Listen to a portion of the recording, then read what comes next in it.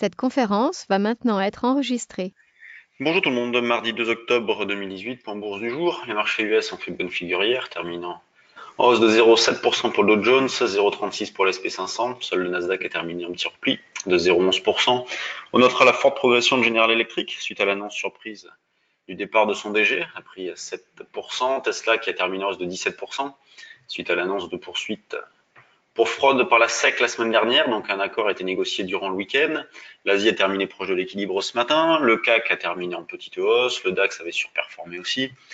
Et quand on regarde le CAC 40, on est actuellement à 5460 points, donc on est sur un petit niveau de rebond possible. On a une zone support 5455,60. Moi, sur des puts synthétiques, je viens de racheter un petit peu dans cette zone-là, j'étais placé à 56, j'ai fini par payer 60. Donc on continue d'accumuler des écarts dans le sens vente achat sur les synthétiques, mais sinon en intraday dans le sens achat-vente.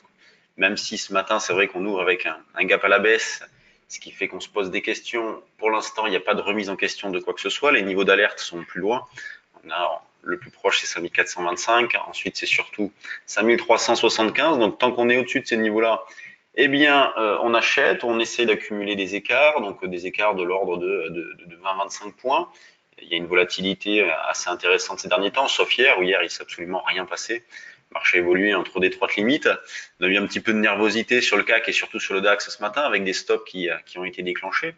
Donc les ventes proposées sur le DAX, même si c'est vrai, on n'a pas vendu au plus haut, puisque sur le trade du jour, on a vendu à 12 313, on a pu les racheter dans d'excellentes conditions ce matin, puisque le DAX a fait 100 points de baisse derrière. Donc baissier sur le DAX, le niveau de vente proposé hier, on peut le reprendre, 12 313. Sinon, ça sera plutôt cette zone autour de 12 350-60, les plus hauts d'hier.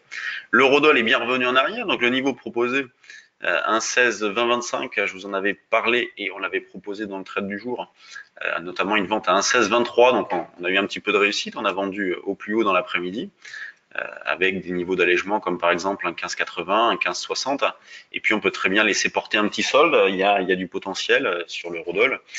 Le niveau d'infirmation, c'est toujours le même, c'est un 18,50. Donc, tant qu'on est sous un 18,50, on continue de travailler avec un biais baissier. Quand on regarde du côté des actions, commençons par les valeurs du CAC. Alors, hier, on a Total et Sanofi qui sont plutôt bien comportés. D'ailleurs, Total se comporte toujours bien ce matin, avec une succession de plus hauts. Sanofi revient un petit peu en arrière, en baisse de 0,50%, mais c'est pas bien méchant. On a les bancaires qui plombent l'ambiance en ce moment. Et par exemple, la BNP, c'est pas très joli. Quand on regarde du côté de la Société Générale, c'est pareil. Donc, on a fait un double top sous la zone des 38,50. Et depuis, elle est revenue en arrière. Donc, elle se rapproche de ses plus bas récents. Donc, on a toujours des divergences importantes sur les actions, avec donc des fortes pondérations du CAC qui sont bien orientées et qui ont une configuration graphique intéressante. Et des bancaires qui sont plombés, notamment à cause de l'Italie. Quand on regarde les mid et small, regardons les valeurs qui suscitent de l'intérêt ce matin. Tac, donc on a Denov qui bouge avec du volume, elle prend 8%. On a Budget Télécom, on a Coil. Bon, il n'y a pas énormément de valeur, hein, vous voyez, donc là il est 9h33, j'enregistre ce point un petit peu plus tard que d'habitude. J'ai pas mal de choses à faire à l'ouverture, comme vous pouvez vous en douter, avec notamment des rachats, des achats de call, tout ça, donc je bouge un petit peu sur mes positions. Et quand on regarde donc au niveau du screener, un quart, il est 9h34, il n'y a pas beaucoup de valeurs, 36 valeurs. Et on en a 5-6 orientés à la hausse, allez un petit peu plus, une petite dizaine orientées à la hausse, tout le reste c'est à la baisse, avec de fortes baisses sur Valbiotis, 20%, Biofitis, 11%. C'est toujours très violent sur les actions, la Genfit, c'est pas beau, on casse des plus bas. Bon. Toujours très spécial, hein. Vous voyez bien que sur les mid et small, c'est difficile de tirer son épingle du jeu. Sur les valeurs du CAC, pour ceux qui suivent Essilor, donc Essilor a officiellement fusionné donc avec Luxottica, donc le groupe maintenant s'appelle Essilor Luxottica et c'est coté à Paris et à Milan. Et pour ceux qui suivent Safran, eh bien l'État français a cédé hier 10 millions d'actions Safran au prix de 119,65. Voilà, c'est pour les petits news du jour. Sur ce, je vais vous laisser.